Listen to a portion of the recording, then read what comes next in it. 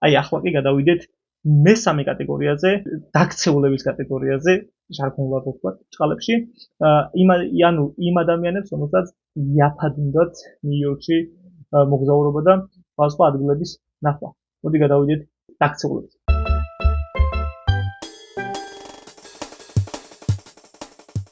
პირველი ყველა ვარიანტში უნდა დავიწყოთ Times Square-ით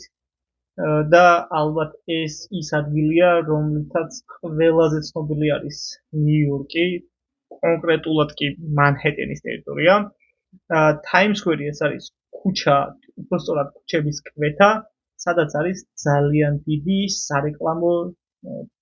ეკრანები. აი, დარწმუნებული ვარ ძალიან ბევრ ფილმში გინახავთ, მათ შორის Spider-Man-ში და ბევრ ჰოლივუდურ და ამერიკულ ფილმებში. Times Square ეს არის ადგილი, რომელიც 99 ადამიანი 100-დან ვიზიტორი, ალბათ შეიძლება ითქვას, რომ 100-დან 100-ვე ვინც ნიუ-იორკში მოგზაურობს,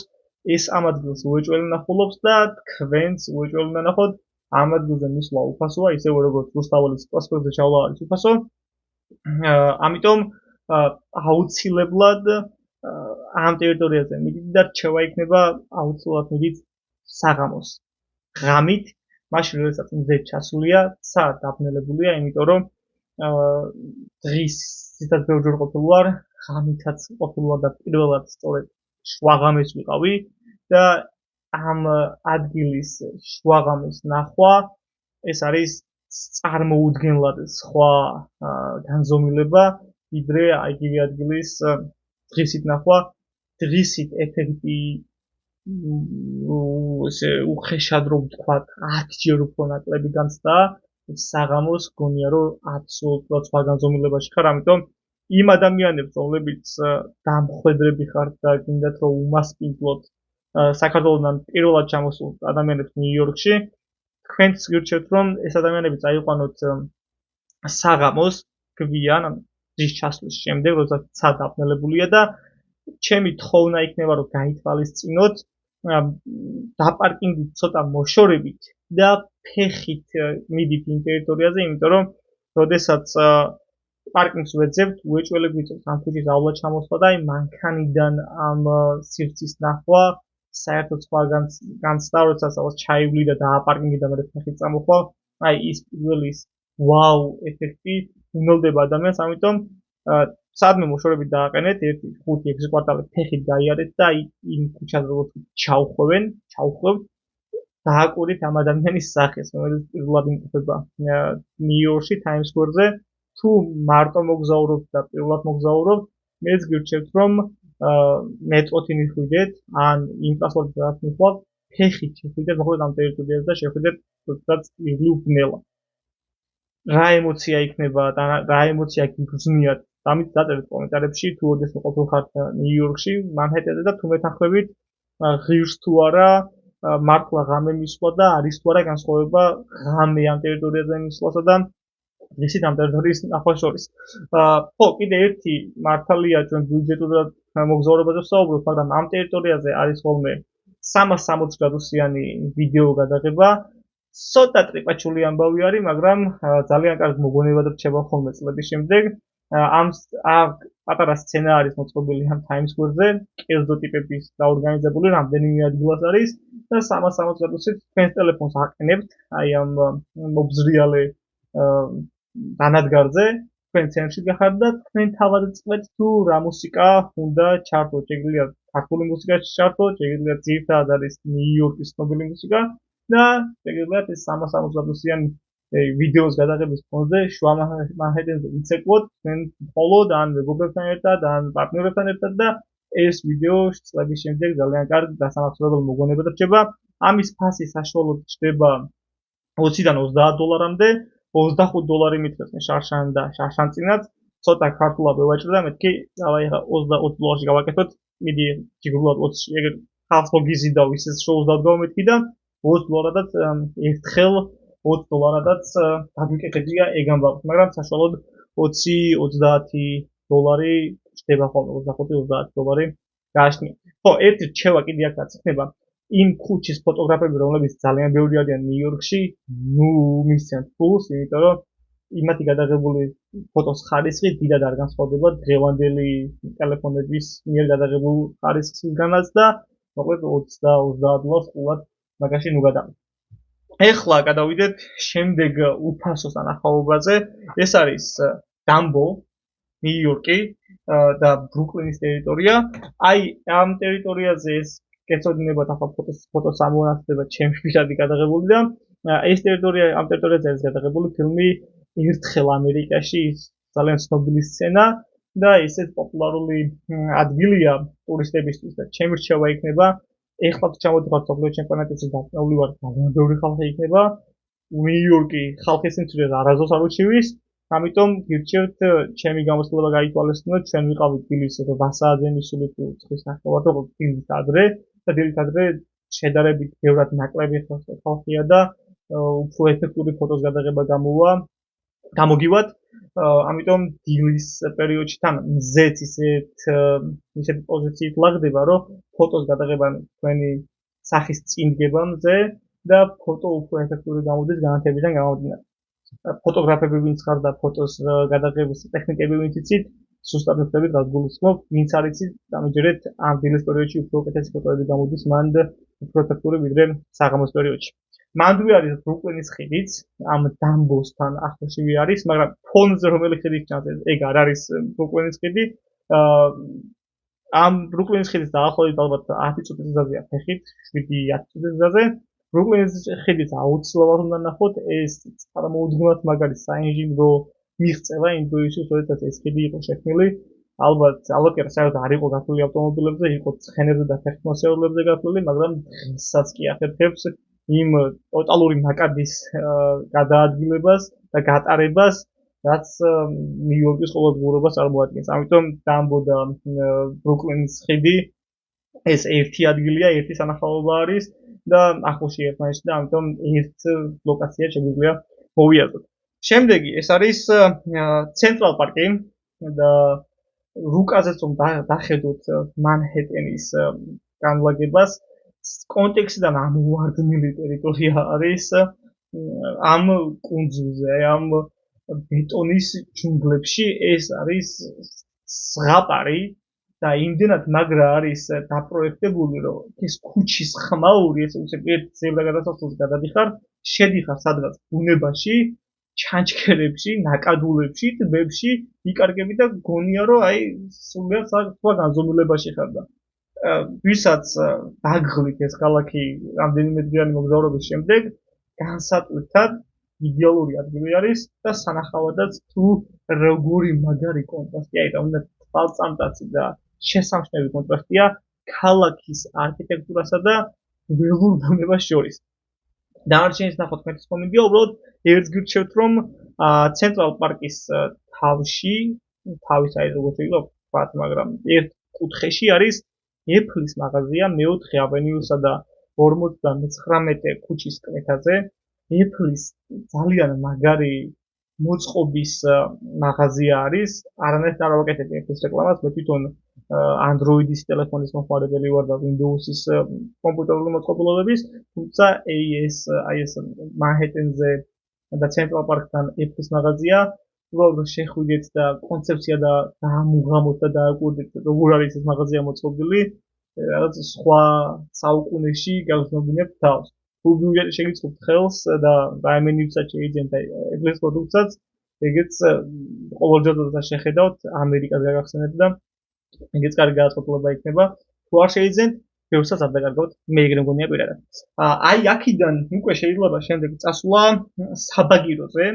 რამდენიმე კვარტლის გავლა მოგიწევთ და მანდ არის რუზველტის კუნძულის საბაგირო, ინგლისურად ქვია tramway, რომლის ღირებულებაც არის $2.90 ერთი გზა. ეხლა მაშინ როცა ამ ვიდეოს 2026 წელს არ ამგონია დიდად გაძვირდეს. ანუ ორი გზა $5.80 აი ესეთი ხედებით ტბობა შეგეძლებათ, როგორც ახლა ამ ვიდეოს პარალელურად გადის ეს ვიდეო და ეს კადრები ჩემი გადაღებულია. ამ კუნძულზე გადასვლის შემდეგ აღმოჩნდებით მდინარის და წყლით შემოღობილ სივრცეში და ძალიან კარგი ბულვარი აქვს ასეირნო და შეგიძლიათ ფეხით აისეირნოთ, ჩამოისეირნოთ და მოპირდაპირე მხარეს მანჰეტენის ხედებით დადგმოთ. შედარებით წყნარი ადგილია მანჰეტენის ხმაურის ზონასთან შედარებით და რაღაც ისეთი იზოლირებული ტერიტორია, საბაგირო საათებიც დღეში მეგონი 16 საათი მუშაობენ და ყოველ რამდენიმე საათი მუშაობენ და გადაამოწმეთ კიდევ ერთხელ Google-ში არ ამგონია იქ ინკლუზივზე ჩარჩეთ, მაგრამ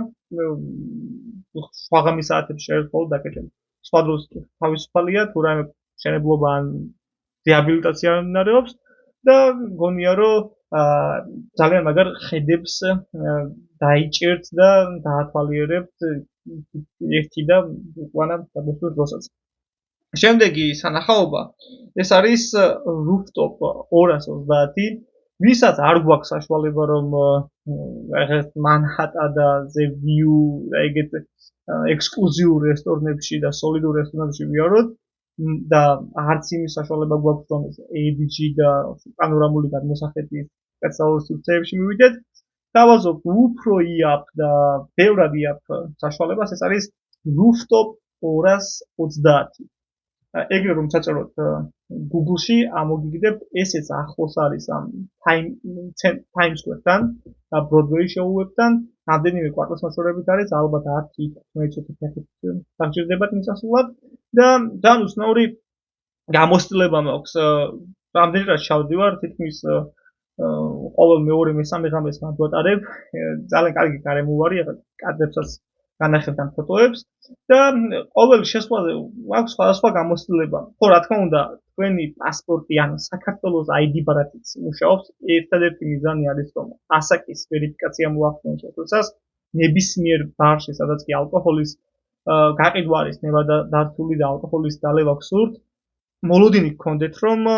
აუცილებლად მოგთხოვენ, ხშირ შემთხვევაში მოგთხოვენ ASAK-ის ვერიფიკაციას. გამოგადგებათ ქართული მართლისმოწყობაც, ქართული ID ბარათიც, პასპორტიც,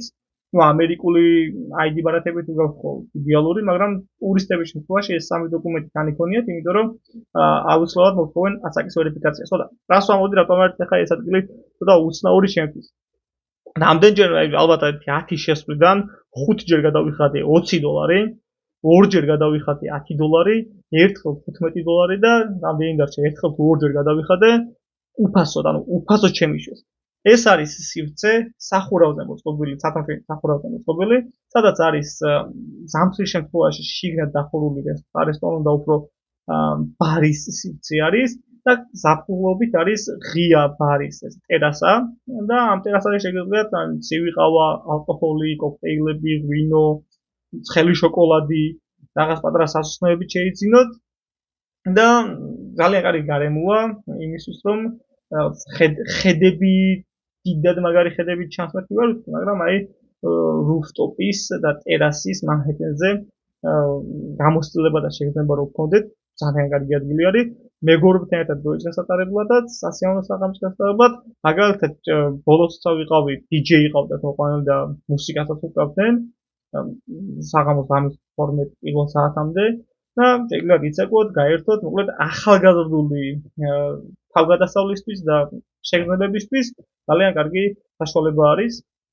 ძალიან კარგი ადგილია და თან ბიუჯეტური ადგილი არის. იმედია გაგემართლეთ და ალბათ არა დატვირთულ პერიოდში უფასოდ შეხვალთ, მაგრამ საშუალოდ ბიუჯეტი გათვალეთ $15-დან $20-მდე ერთ ადამიანს. შემდეგი ეს არის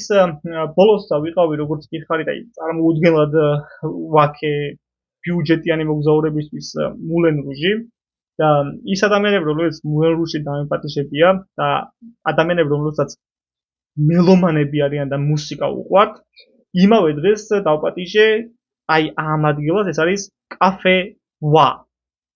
WHA. კაფე ვა, რომ დაგუგლოთ,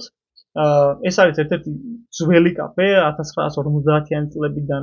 მუდმივ ფუნქციონირებაში არის, 50-იანი წლების კაფე არის, მაგრამ უკრავენ თანამედროვე მუსიკას და მე ესეთი ხარისხიანი ცოცხლად შესრულებული მუსიკა არც ერთ არათუ ბარში, არამედ სცენაზეც კი მე მგონი არ მინახავს. აი რას რომგეუნებოდით მულენურზე მყავდა მელომანი მეგობრები წაყვანილი თუ იმავე საღამოს დავპატიჟე ადამიანები კაფე ვაში და მან თქვეს რომ რა მულენურში ეს კაფე არის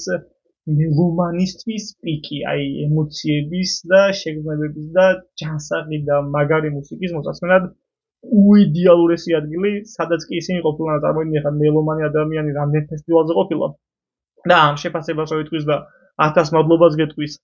ამ გამოცდილებისთვის მოკლედ გირჩევთ კაფე ვა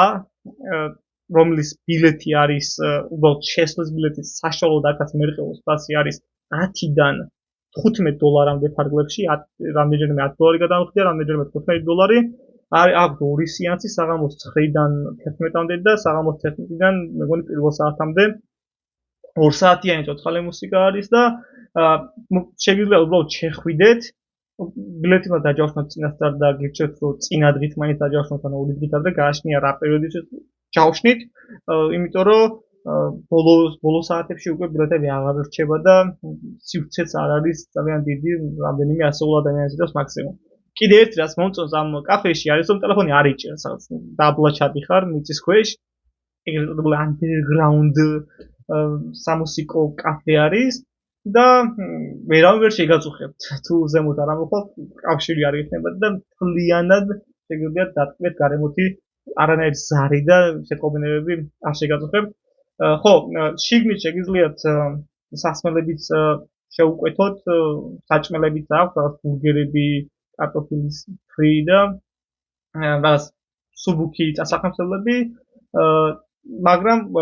იცოდეთ რომ მოგთხოვენ ბარათის დატოვებას, ანუ ბარათს მისცემთ და როდესაც უკვე იმ ბარათიდან ჩამოიჭრება რაღაც შეუკვეთავთ და შემდეგ როდესაც უკვე გადაწყვეტთ რომ დაასრულოთ თქვენი იქ-ყოფნა და დაბრუნდეთ და გამოხვიდეთ მაგრამ თქვენ მოითხოვთ თქვენ საკუთარ ბარათს და ამ ბარათს ჩამოგაჭრიან არ ინერვიულოდ უკვე ალბათ ეს 10 ჯერ ყოფილ ვარ 10 ჯერვე გამიკეთებია საკუთარი ბარათით და ან მეგობრის ბარათით და არანაირი კიბერთაღლითობის სპორტი არ გახვალთ ამიტომ ბარათს თუ წაიღებენ არ შეგეშინდეთ სანდო ხელში არის და როდესაც დააბრუნდეთ გამოხვიდეთ უკანვე დაგიბრუნებთ და იმ თანხას რასაც იქ შეუკვეთავთ იმ თანხას ჩამოგაჭრიან მხოლოდ შემდეგი ეს არის შოპინგის მოყვარულებისთვის ჩემი გამოსვლები და გაგიზიაროთ თუ მანქანაზე იქირავებთ და მინდათ რომ ბრენდული მაისურები ან ასაცმელი ან ბრენდული პროდუქტები შეეძინოთ არის ესეთი Long Island-ის outlet mall-ი და outlet ცენტრში შეგიძლიათ Long Island-ზე წასვლა რომელიც სადღაც 2 საათის გზაზე არის გააჩნია და მოძრაობა და რანაკადი იქნება სასწავლებლების გასვლით საათნახევარი საათი გზა არის ნიუ-იორკიდან და ბრუკლინიდან და საკმაოდ კარგ ფასებში არის. თუმცა ჩემი ერთი პატრა გამოსვლები უნდა გაგიზიაროთ. პოლოს მაისურები მომწონს, ალბათ ჩემს ვიდეოებში შეამჩნევით რომ ხშირად პოლოს მაისურები თუ არ წარმოდგენილი,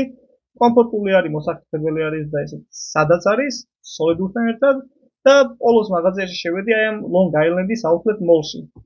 და ფასდაკლების ის აუთლეტში ხო ისედაც იაფად იყიდება ბრენდული პროდუქტები, თუმცა ამ იაფასთან ერთად იყო აქციაც და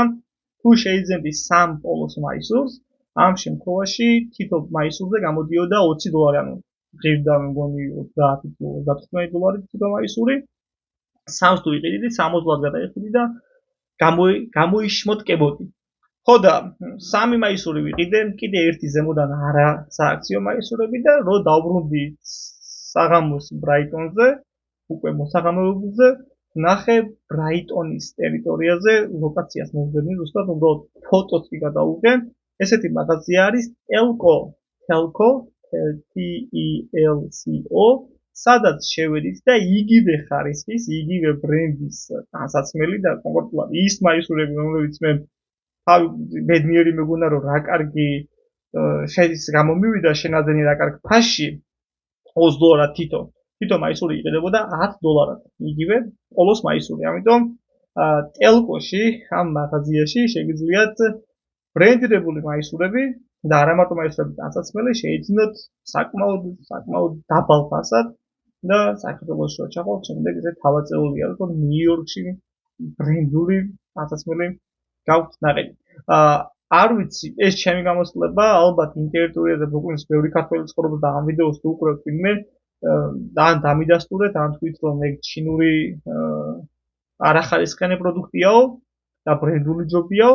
მაგრამ მე რა გამოსვლებაც ჰქონდა, რომ შევადარე ნაჭერი ერთმანეთს, ერთ და იგივე მაისურის, ერთ და იგივე ბრენდის, იგივე სხვადასხვა მაღაზიაში ნაყიდი ერთ და იგივე პროდუქტი, ერთ და იგივე ხარისხის იყო, ფასი იყო ბევრად უფრო ნაკლები აი ამ ტელკოს მაღაზიაში. რა თქმა უნდა, ტელკო ჩემი სპონსორი არ არის, უბრალოდ ეს ჩემი გამოსვლება არის და გირჩევთ ბრაიტონზე თუ გახვალთ და აი აკვარიუმი რო ვახსენე, ეგეც იგივე ახლო ტერიტორია არის, ფეხითაც შეიძლება მისვლა და მანდ შეგიძლიათ ასე შეღავათიან ფასში შეიძინოთ საკმაოდ კარგი ბენდული დასასმელი. სულ ეს იყო, ვინც აპირებთ ნიუ-იორკში მოგზაურობას და ნიუ-იორკში გავლას, ამერიკაში მოგზაურობას გირჩევთ, რომ ნიუ-იორკში რამენაირად მოახერხოთ შევლათ, თუნდაც რამდენიმე საათი და რამდენიმე დღით, იდეალურ შემთხვევაში და გისურვებთ რა, აუცილებლად დაუწყარეთ თავგადასავლების გელოდებათ, აქამდე შეუძნობელი შეგრძნებები გელოდებათ და შეგიძლიათ იგრძნობთ სოფლიო დედაქალაქის პრინციპს, იმიტომ რომ ბევრ შტატში და ქალაქში ყოფილვარ, როგორც აი ჩემი ვიდეოები თუ გინახავთ და გვადენებთ თვალს, მაგრამ მე მინდა ვთქვა, რომ ნიუ-იორკი ეს არის ყველაზე ნაკლებად ამერიკული ქალაქი ამერიკაში და ეს არის ყველაზე საერთაშორისო ქალაქი მთლიანად პლანეტაზე, იმიტომ რომ აქ არის როგორც წამიკითხავს და მეც გამომიწვია მულტიკულტურული, მულტიეთნიკური, მულტიენობრივი ჯგუფის ადამიანების მრთობლიობა ადგილი, სადაც 19 მილიონი ადამიანი კონკრეტულ ჭიდრო ლოკაციაზე თანაარსებობენ, თანაცხოვრობენ და 800-ზე მეტ სხვადასხვა ენაზე საუბრობენ. ამიტომ გისურვებთ, რომ ეს ყველაფერი, რაც მე გამომიწვია ამ ქალაქში, თქვენც ბევრად უფრო მძაფრად და სასიამოვნოდ გიგრძნოთ და შემდეგ უკვე თუ სურვილი გექნებათ, მოგვიანებით რამდენიმე ვიდეოს შემდეგ თავისუფლების ქანდაკების კონკრეტულად აი იმ გემის ტურის ჩანაწერებით და ვიდეოებით დაგიბრუნდებით. აბა, სასიამოვნო და საინტერესო თავგადასავლებს გისურვებთ.